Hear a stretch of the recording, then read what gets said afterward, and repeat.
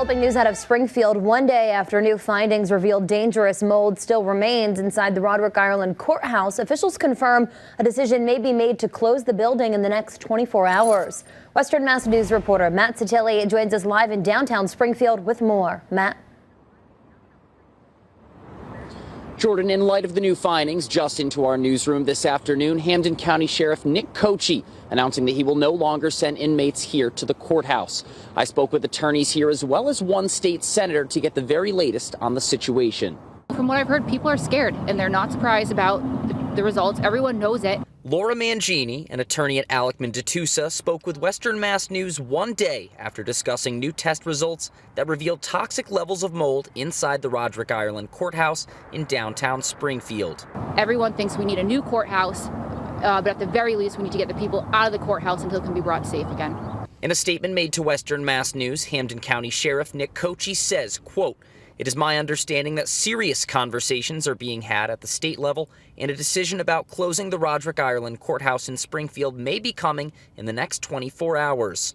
Then, a few hours later, issuing this statement, saying, "I cannot in good conscience sit and wait and see if the building is shut down by the state. Starting on Wednesday, the department will no longer send inmates to district court in Springfield, where they can sit in the court lockup for hours." After extensive health concerns over the last few years, the courthouse was closed for 2 weeks last summer for mold remediation. The Massachusetts trial court assessed the situation and determined late last month that they would renovate the courthouse in the coming years rather than rebuild it.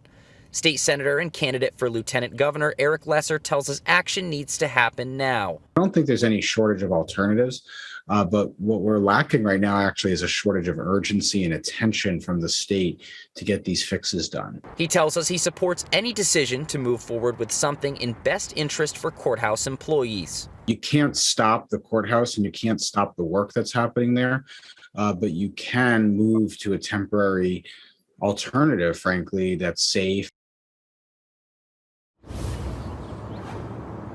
Mangini says she has not heard any updates or discussions on closing the courthouse at this point.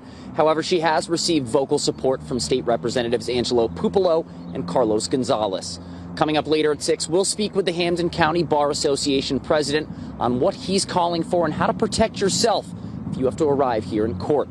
Live in Springfield, Matt Satilli, Western Mass News. Matt.